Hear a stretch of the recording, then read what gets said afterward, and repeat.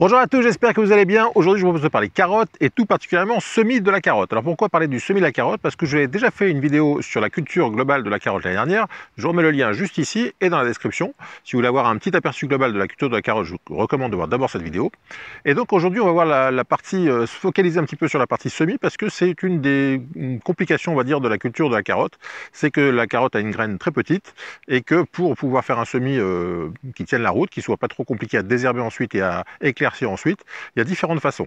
Donc on va voir les différentes façons et à la fin je terminerai avec une petite méthode que j'ai inaugurée cette année. J'ai pensé à une méthode que j'ai appelée au pochoir. Vous allez voir que c'est une méthode un petit peu particulière qui permet de faire un semis à peu près propre, bien ordonné, sans dépenser trop de semences, donc c'est pas trop mal.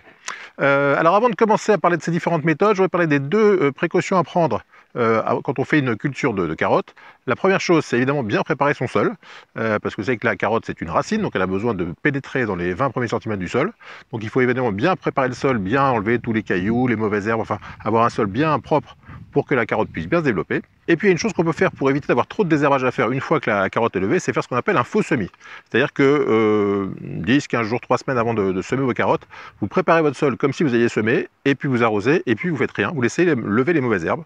Donc pendant 15 jours, 3 semaines, comme il n'y a que des mauvaises herbes qui peuvent lever, vous allez vite les repérer et pouvoir les enlever facilement.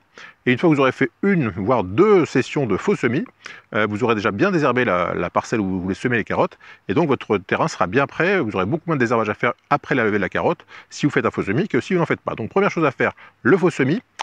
Deuxième chose à faire, vous savez que la graine de la carotte doit surtout pas sécher pendant toute la phase de levée, qui peut être longue, hein, ça peut être 2 semaines, 3 semaines. Donc ce qu'on recommande de faire en général, c'est de faire dans le sillon, de mettre un peu de terreau au fond du sillon, de semer et de remettre un peu de terreau par-dessus, tout ça pour avoir un petit lit douillet et humide pour les graines, de façon à ce qu'elles germent bien. Donc voilà les deux précautions à prendre, faire un faux semis si possible, et puis faire une petite couche de terreau en dessous et au-dessus pour bien maintenir les graines à l'humidité. Voilà pour les précautions du semis. Alors quelles sont les différentes façons de semer? Alors la méthode classique, c'est une méthode un petit peu roots, on va dire. On prépare le terrain, on sème comme ça à la volée, et puis on voit ce qui se passe. L'inconvénient, c'est que vous allez avoir des carottes partout sur votre parcelle, et qu'au niveau du désherbage, ça va être compliqué, parce que vous aurez des carottes qui seront réparties un petit peu dans les différents points de votre planche. Donc c'est pas la méthode que je recommande, c'est facile, hein. On jette quelques graines, on remet un petit peu de terre par-dessus, et puis ça lève. L'inconvénient, c'est que d'une part, vous aurez du mal à désherber, d'autre part, vous allez dépenser beaucoup de graines, puisque vous allez mettre des graines un peu partout, et ensuite vous allez devoir éclaircir, c'est-à-dire retirer toutes les carottes qui se gênent les unes des autres, et donc toutes ces graines qui ont été semées pour rien, c'est de la perte de semences. Donc la technique à la volée comme ça, roots, c'est une méthode, mais c'est pas ma méthode préférée. Deuxième méthode pour semer les carottes, c'est mélanger les graines de carottes avec des graines de radis. Alors quel intérêt? Évidemment, le premier intérêt, c'est que du coup, vous allez semer moins de graines de carottes, puisque vous aurez un mélange carotte-radis. Deuxième intérêt, c'est que les radis vont lever bien plus vite et être bien plus rapides à être prêts à être récoltés que les carottes. Donc quand vous allez commencer à récolter vos radis au bout d'un mois et demi, ils seront prêts à être récoltés, vous allez éclaircir, mais au lieu de d'éclaircir et puis de récupérer des petites carottes qui sont parfois utilisables mais parfois pas, là vous allez récolter des radis pour les manger, et donc vous allez éclaircir et profiter de l'éclaircie pour récolter des radis. Donc c'est pas mal. L'inconvénient, c'est que c'est pas hyper précis, vous pouvez avoir 2 graines de radis à côté, 2 graines de carottes à côté, donc vous n'aurez pas forcément le bon espacement.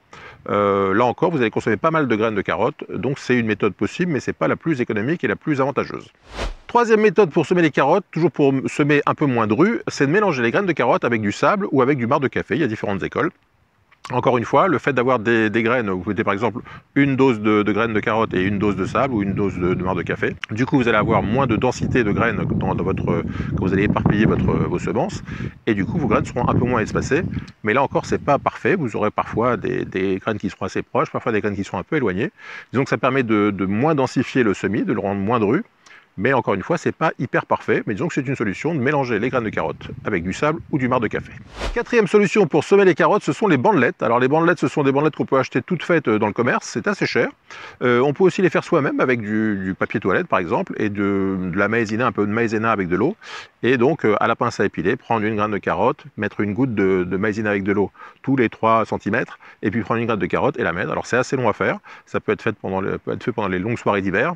Mais disons que la technique de la bandelette, ça permet d'avoir 1 ou 2 graines toutes les 3 cm. Et là, du coup, vous avez vraiment une utilisation optimale de vos graines. Vous mettrez exactement le nombre de graines qu'il vous faut. Il n'y aura pas de dépense de graines inutiles. Et ça peut être une solution pas mal si vous voulez vraiment optimiser le semis de la carotte et dépenser un minimum de graines quand vous faites vos semis. Cinquième solution, alors ça c'est pour les gens très précautionneux et qui font pas beaucoup de mètres carrés de carottes, c'est de le faire à la pince à épiler. Alors ça, je connais pas beaucoup de gens qui le font, mais il y en a qui le font.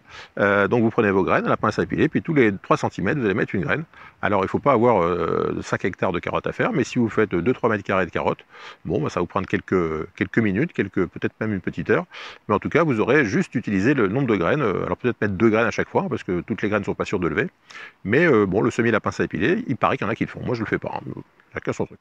Sixième façon de semer les carottes, c'est une façon que j'inaugure cette année. C'est une technique à laquelle j'ai pensé, je me suis dit on va le tenter. C'est la technique au pochoir. Alors qu'est-ce que c'est qu'un pochoir? C'est un carton dans lequel j'ai fait des trous à intervalles réguliers, tous les 3 cm, sur des rangs espacés de 15 cm. Et donc dans chacun des trous, je vais pouvoir facilement aller mettre une graine dans chaque trou et faire en sorte que il y ait juste le bon nombre de graines qui soient utilisées et surtout que j'ai pas trop à éclaircir une fois que les graines auront levé.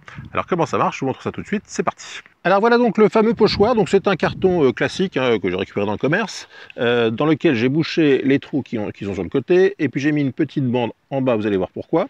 Et donc dans ce carton, j'ai fait 4 colonnes de 15 cm de large, dans lequel j'ai perforé des trous. Je vais vous montrer ça en transparence. J'ai perforé des trous tous les 3 cm, dans lequel je vais pouvoir semer les graines. Donc voilà, c'est tout bête, hein, des colonnes de 15 cm, des trous tous les 3 cm. Et ensuite, on va positionner ça sur la parcelle. Alors, vous savez que quand on sème des carottes, ce qu'on recommande de faire, c'est d'utiliser un petit manche à balai comme ça pour faire des sillons dans le sol. Donc, je fais mes sillons, évidemment, dans l'axe de mon pochoir. Et une fois que j'ai fait tous mes sillons, j'ai plus qu'à positionner, alors je vais retirer mon manche à balai, j'ai plus qu'à positionner mon pochoir ici. J'ai déjà fait une parcelle ici qui est déjà faite, donc je continue ici. Donc je positionne le pochoir sur mes sillons. Donc vous voyez que le sillon avec les trous correspond à mon sillon dans le sol. Donc ici j'ai une ligne qui va là, ici j'ai une ligne qui va là. Donc c'est positionné comme ça. Et une fois qu'on a fait ça, alors évidemment au préalable j'ai mis du terreau dans le sillon pour pouvoir semer dans du terreau bien humide. Et puis, une fois que j'ai fait ça, il ne me reste plus qu'à semer, on voit ça tout de suite.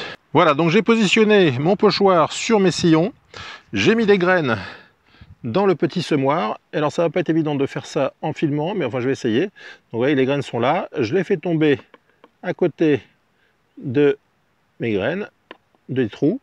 Alors ça va pas toujours tomber pile poil dedans, mais c'est pas grave, parce qu'après je pourrai aller mettre les graines une par une dans le... Voilà, je fais vite fait pour vous montrer. Alors évidemment, quand on a 2 mains, c'est beaucoup plus facile, hein, toujours pareil. Donc si vous avez des graines qui ne sont pas bien rentrées, vous allez avec le doigt pouvoir rentrer une ou deux dans chaque trou. Je ne sais pas si on voit bien. Voilà. Tac, tac. Et l'avantage, c'est que toutes celles qui sont dans le carton, évidemment, vont pas aller se mettre à côté sur le rang et nous gêner ensuite. On va devoir les éclaircir. Donc voilà, ici, je suis sûr que dans chaque trou, j'ai mis au moins 2 graines. Et une fois qu'on a fait ça, donc on le fait évidemment sur chacun des rangs. Une fois qu'on a fait ça, on a donc plein de graines qui se retrouvent au bord du pochoir. Et on n'a plus qu'à incliner le pochoir.